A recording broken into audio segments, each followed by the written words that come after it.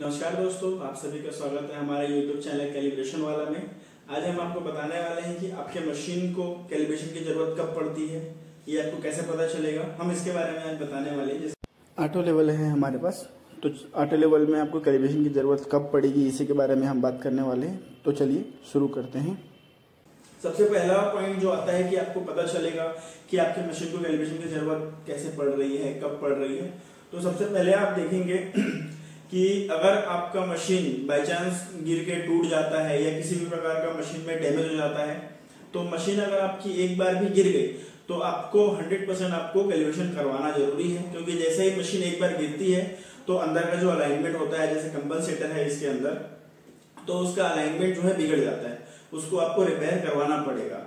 तो पहला पॉइंट तो ये हो गया कि मशीन आपकी जब भी गिर जाती है तो उसके बाद आपको कैलिब्रेशन करवाना ही करवाना है। और दूसरे पॉइंट में हम ये देखेंगे कि मशीन आप जब भी ट्राइपॉड में लगाते हैं तो ट्राइपॉड में लगाने के बाद जब भी आप जो ये बबल होता है, ये वाला जो बबल होता है, इसको आप जब भी सेंटर पे लाने की कोशिश कर रहे हैं, तीनों फुट स्क्रू की मदद से आप जैसे ही सेंटर पे लाने की मदद कोशिश करेंगे तो क्या होगा कि आपका जो बबल है वो सर्कल में आते आते ही क्या हो जाएगा, सर्कल से वापस बाहर चले जाएगा। मतलब आपका सर्कल अगर फिर से बाहर चले जा रहा है, मतलब आपका जो बबल है वो सर्कल के अंदर रुक ही नहीं रहा है। तो इस टाइम पे आपको कैलिब्रेशन मशीन में करवाना होता है। क्योंकि जब तक आपका बबल सेंटर पे रुकेगा नहीं, सेंटर पे आएगा नहीं, तब तक आपकी मशीन जो है एक्यूरेट आपको सर्वे करके नहीं दे पाएगा आपका मशीन। तो इसलिए जब भी बबल आपका सर्कल से बाहर हो, बहुत ज्यादा आउट हो गया हो, सर्कल से बहुत ज्यादा बाहर हो, सर्कल पे आ ही नहीं रहा हो, या फिर ऐसा हो सकता है कि सर्कल पे आके वो फिर से वापस बाहर चले जा रहा है, तो आपको इस समय समझ जाना चाहिए कि आपकी मशीन को कैलिब्रेशन की जरूरत है। तो कैलिब्रेशन के बाद आपकी मशीन जो है फिर से वापस प्रॉपर वर्क करने लगेगी।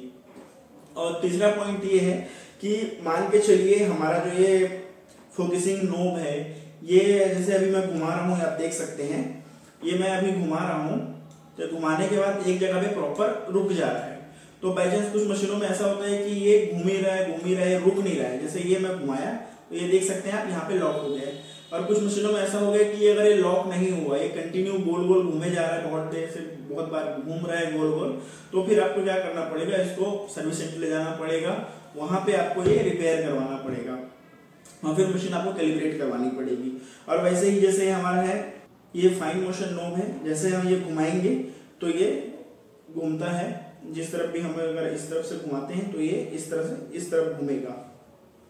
तो अगर इसका भी एक भी पार्ट अगर निकल गया या किसी तरह का ये घूम गया तो आप सर्विस सेंटर जाके इसको लगवा सकते हैं।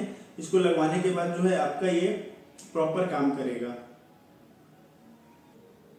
और इसके बाद हम बात करते हैं क्रॉस हेयर की। तो जैसे ही हम मशीन को ट्राइपॉड में लगाने के बाद एक मेजरमेंट लेने के लिए, एंगल लेने के लिए जैसे हम आईपीस से देखते हैं और जैसे हम चेक करेंगे कि जो हमारा क्रॉस हेयर जो है वो फुट स्क्रू घुमाने पे, अगर हम थोड़ा सा भी फुट स्क्रू घुमाते हैं, किसी एंगल को एक जगह पे पॉइंट करके अगर हम फुट स्क्रू घुमाते हैं और देखते हैं कि अगर हमारा मशीन 1 mm में भी अगर डिफरेंट एंगल ले रहा है तो फिर हमारे मशीन को कैलिब्रेशन की जरूरत है। आप जब सर्वे करते हैं तो 1 mm भी बहुत मायने रखता है।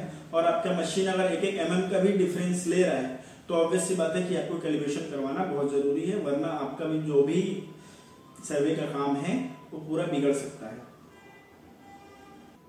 और बहुत बार ऐसा होता है कि जो आपके तीनों फुट स्क्रू हैं, एक टाइम पे ऐसा आता है कि आपने फुट स्क्रू घुमाया और एक टाइम पे ऐसा होता है कि फुट स्क्रू घूम के ये बाहर ही आ गया है, या एक टाइम पे आके ये अटक गया है। इसका मतलब ये है कि मशीन में जो है फुट स्क्रू का थ्रेड जो है बिगड़ चुका है, थ्रेड बनाने की जरूरत रहती है, जिसकी वजह से कैलिब्रेशन में बहुत फर्क पड़ता है। अगर आपका फुट स्क्रू काम अगर अच्छे से नहीं करेगा तो आपका सर्वे अच्छे से नहीं हो पाएगा। इसलिए तीनों फुट स्क्रू हैं, इसको अगर फुट स्क्रू कहीं पे अटक जाता है या बाहर खुल जाता है तो अपने से ना बनवाएं, तो ये अपने से ना बनाएं और सर्विस सेंटर लेके जाएंगे तो ये आपको प्रॉपर बना के दिया जाएगा। और इसमें एक चीज होता है कि फुट स्क्रू जो है, जैसे आप फुट स्क्रू को अगर घुमाएंगे तो बहुत बार सर्वेयर ऐसे होते हैं, नए सर्वेयर ऐसे होते हैं कि वो उनको आइडिया नहीं रहता कि फुट स्क्रू कितना घुमाया जाए, कितना यूज किया जाए। तो वो क्या करते हैं कि कंटिन्यू जो है फुट स्क्रू घुमाते रहते हैं, जिसकी वजह से क्या है, फुट स्क्रू जो है हमारा यहाँ से ढीला होके या तो निकल जाता है या तो ये बहुत ज्यादा एक टाइम पे एक जगह पे टाइट हो जाता है। उसकी वजह से क्या होता है कि ये जो फुट स्क्रू है, ये इसमें थ्रेड है, अंदर में थ्रेड जो है खराब हो जाती है। अब थ्रेड अगर आपका खराब हो गया है तो ये तो घूमेगा नहीं, और ये घूमेगा नहीं तो आपकी मशीन जो है प्रॉपर वर्क काम करेगी नहीं, प्रॉपर आप काम करेगी नहीं। इसलिए थ्रेड आप ज्यादा ना घुमाएं, और अगर बाई चांस खराब हो गया है थ्रेड या फिर निकल गया है तो आप हमारे पास लेके आएंगे, हम इसको प्रॉपर तरीके से रिपेयर करेंगे और फिर मशीन कैलिब्रेट करके देंगे। तो ये था हमारा आज का वीडियो कि हमारे मशीन को कैलिब्रेशन की जरूरत कब पड़ती है। ये हमने बताया कि सोकिया लेवल के ऑटो लेवल में आपको कैलिब्रेशन की जरूरत कब पड़ेगी। इसका हम दूसरा पार्ट भी लेके आएंगे टोटल स्टेशन के बारे में, उसमें बताएंगे हम कि टोटल स्टेशन के में कब आपको कैलिब्रेशन की जरूरत पड़ती है। तो आज का वीडियो यहीं तक था। आपको ये वीडियो कैसा लगा कमेंट करके बताइए, और वीडियो पसंद आया हो तो लाइक कीजिए। धन्यवाद।